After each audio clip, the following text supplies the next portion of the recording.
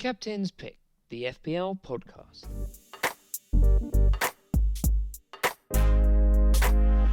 Hello and welcome to episode 44 of Captain's Pick, the FPL podcast. My name's Geoff and each week I'll be talking fantasy Premier League football. You can find the show on a whole host of podcast services, just search Captain's Pick. Please leave a review, like, share and subscribe. And if you're an avid listener to the podcast, you'll know that I've been live streaming the podcast, the last 4 podcasts, but tonight is going to be a very quick podcast, and I thought there was probably not too much point in live streaming. Wanted to live stream yesterday, Wednesday, but with all the action going on, midweek Champions League, I thought it was probably best to podcast tonight. I know they're United and Arsenal in the Europa League, but still got some valuable information from the Tuesday and Wednesday night fixtures in the Champions League, and so I thought I'd just comment on them tonight. And because of course the deadline is Friday, so that's tomorrow, so there's not much time to listen to the podcast, so I'll make it a quick one, and I say not much point in live streaming tonight. So on today's show, I'll give my quick review of Game Week 5, I'll talk transfers and Captain's Pick, and then I shall preview Game Week 6.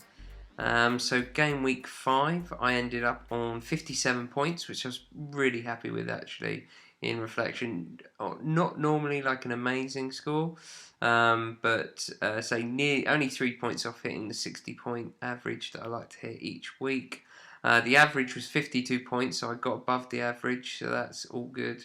Game week rank of 2.3 million, so not amazing there. You would have shown that you probably would have needed to get at least another sort of 10 or 15 points to get inside that top 1 million bracket, I would say. That left me on overall points 289. It gave me about 80k rank rise to an overall rank of 817k. Total prize now, as I always mention, up to 6.7, so there's a chance it gets up to 6-8 maybe. I don't think we'll hit 7 million players this year, I don't think. But say 817k at the moment, not too bad. I was seeing online on Twitter, on FPL Twitter community, that to get inside the top 100k was actually only another 20 points or something ridiculous, and it was only I think 50 points to get inside the top 10k, so not doing too bad whatsoever. So my Game Week 5, how it broke down: Ryan and goal with 2 points. Trent Alexander-Arnold with 2 points, although he looked great in that match. Could have had a couple of assists, might have even had a goal in that game, came very close. Robertson finally returning an assist, so he got me 5 points. No clean sheet for those two again. It's getting a little bit absurd this so far this season with the Liverpool double defence. Just a phenomenal Newcastle goal, only shot on target. And Liverpool win the game comfortably 3-1. So, I'll come on to that when I talk about my transfers. Dina with 0 points, and us Luca Dean owners from last year know that it's sometimes going to be 0 points, and next week he'll probably get 15 points. You just have to ride it out with him. I started 5 at back, so I started Lundstrom. Thought there'd be a good chance of them keeping their clean sheet. Lost 1-0 to Southampton, goal coming quite late in that game, so wasn't far off. Didn't think Southampton were very good in attack, and scored a bit of a wonder goal in that match as well, so a little bit unlucky. And then my one free transfer that I did, I brought in Matt Loughton of Burnley for Aaron Wan-Bissaka. Of course, Wan-Bissaka went on and played. He was 50% chance of playing. He played and duly got his clean sheet. I'm just going to put that AWB mistake to bed. It's typical, isn't it? You brought him in, 2 blanks in a row, and then you get rid of him, and then he got rid of him at 50%. If he was available to play, I think I would have kept him still, because I know the type of damage players can do if you don't give them long enough. But at 50%, it just wasn't going to be worth the risk. So Latham got me 2 points, draw with 1-1 with Brighton. Didn't think there'd be many goals in that game, and there wasn't. But Burnley good fixtures to come, so just have to put that one to bed. And the whole Aaron Wan-Bissaka, that'll be a mistake that I talk about in my end of season review. And let's hope that's one of very few mistakes. In the midfield, Mason Mount, fantastic, got a goal, 2 bonus points, got me 9 points. Shame that he's picked up an injury in the Champions League. I'll come on to that when I talk about transfers, but he's been brilliant for me. He's had a 0.4 rise, I think, overall. So I'd be making 0.2 off him at the moment if I was gonna sell him, but I'm in much indecision over that at the moment, but more on that in a bit. Sterling, 2 points. In a way, I didn't mind him not doing great. It sounds a bit weird, but so many people captained him that my rank would have gone right down if he'd done anything. So I wasn't too disappointed in the blank, if I'm honest. I know it sounds harsh, but my captaincy came in for the first time I had 3 blanks in a row, so happy for Captain Salah to come in, got a goal and 2 bonus points, so 18 points from him, absolutely brilliant. So happy to have picked the right captaincy. A lot of pressure going into the game week, a lot of people captaining Sterling, Aguero, De Bruyne, triple captains going out there of score lines of 6, 7, 8 against Norwich, and we all know what happened there. Obviously, Norwich winning 3-2. So I was happy. Salah was the early game as well, so the fact that he delivered eased the pressure a little bit, but that City game was not an easy watch, I'll be honest. Harry Kane getting an assist, 5 points. Again, not pulling up any trees at the moment. Not exactly sure what to do with him. Still got a good run of fixtures. The next 4 games: Leicester away, Southampton at home, Brighton away, Watford at home. I kind of want to keep him in for those 4 games, but we'll see if that happens. And then the dilemma, if you listened to the podcast last week, was what to do with Josh King. Ended up keeping him, and thank God I did, because he came in with 10 points. And that's just what shows you with the Aaron Wan-Bissaka thing, that sometimes you just got to give a player one more game. He brought in 2 assists and 2 bonus points. The 2 assists were very jammy, to be fair. I'm very lucky to get those 10 points, really. I watched the second half of that game, and he played well. But at the moment, he's playing like in left midfield, left winger type positions. He's not even really playing as a forward at the moment. So I'm still looking at getting rid.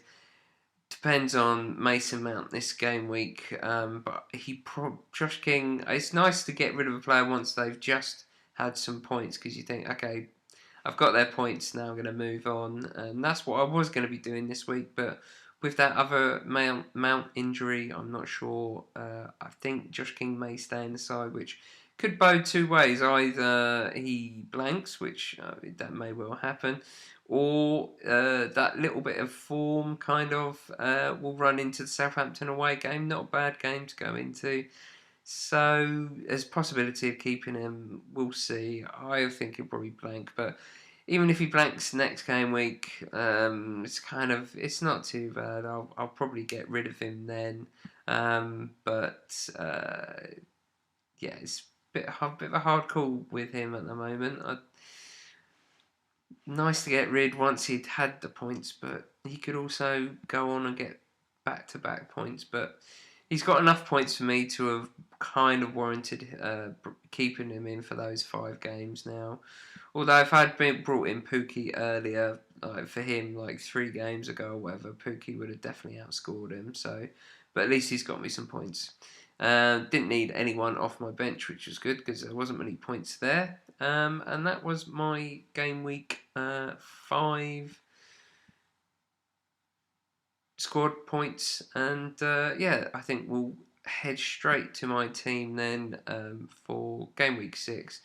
Again, that's deadline tomorrow night, Friday, 20th September, 7 o'clock. I'll remind you at the end of the pod again.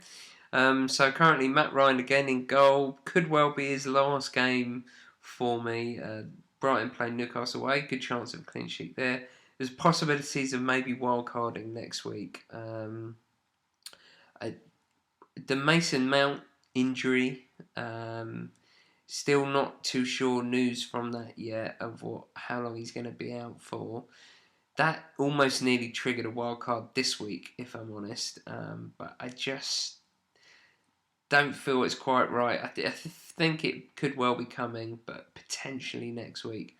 Lot relying on that information, injury news on Mason Mount. So currently I have a back 5. Trent and Robertson both starting. Chelsea away. Chelsea have been really good in attack. Scored lots of goals, but pretty awful at the back.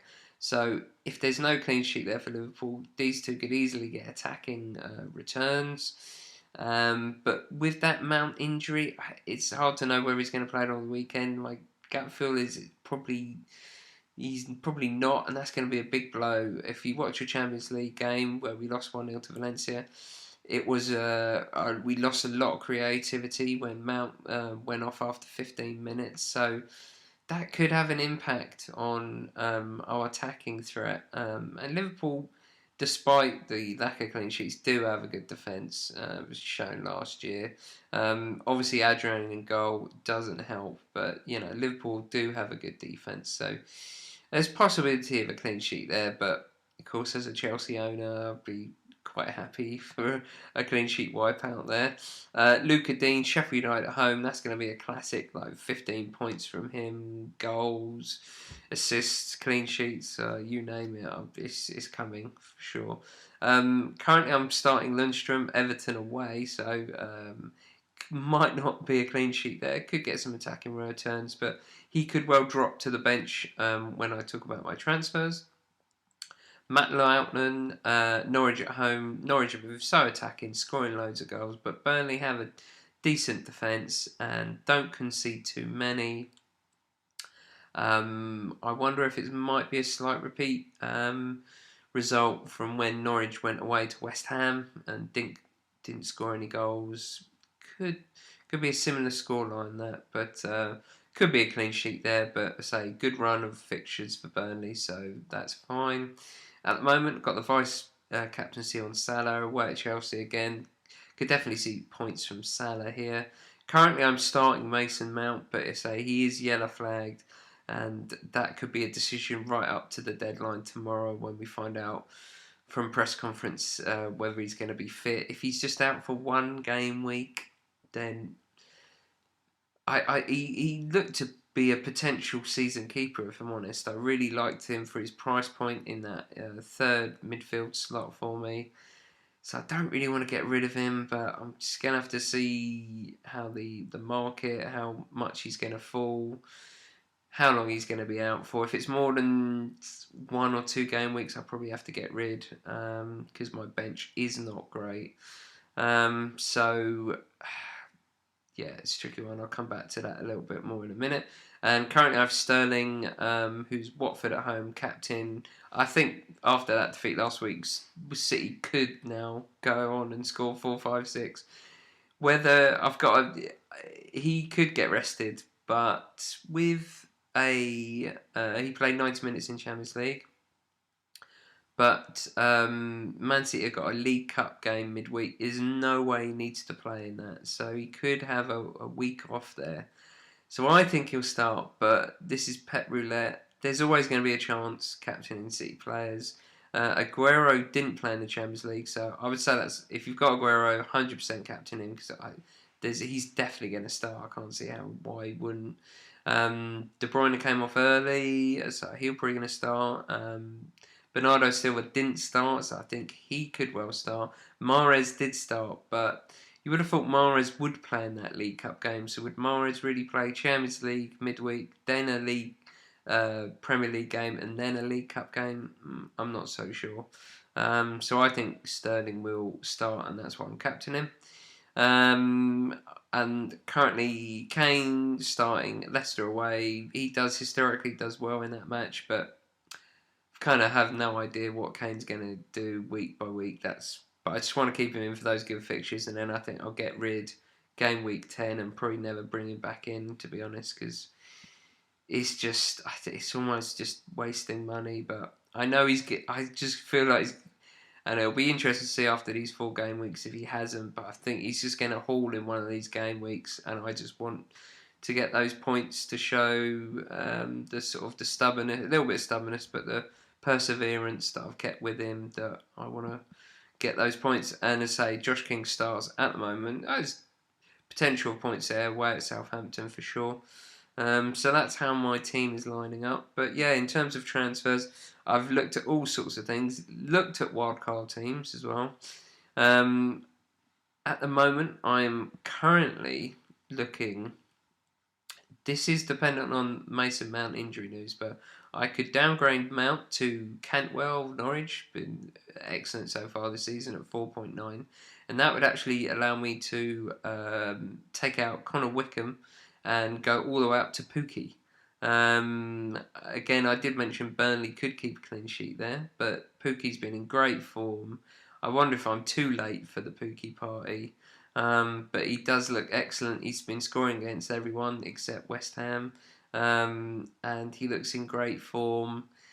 And the fact that he's now over 40% owned is he's 42.9% owned. So if he does anything, that absolutely kills your rank. Absolutely.